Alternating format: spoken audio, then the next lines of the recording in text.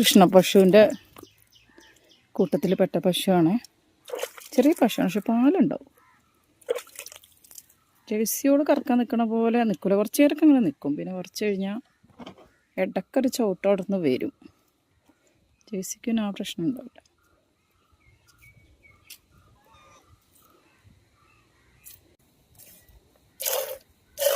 നല്ല നാടൻ പാലാട്ടോ. ഇതിൻ്റെ പാലിന് കൊഴുപ്പ് കുറവാണേ, ഏറ്റവും കുറവായിട്ടുള്ള പാലാണ്.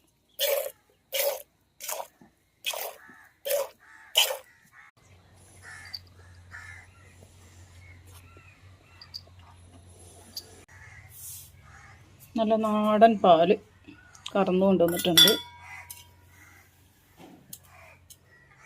നല്ല വെള്ള നിറത്തിലുള്ള പാലാവും. ജേഴ്സിയുടെ ചെറുതായിട്ടൊരു യെല്ലോ കളർ വരും.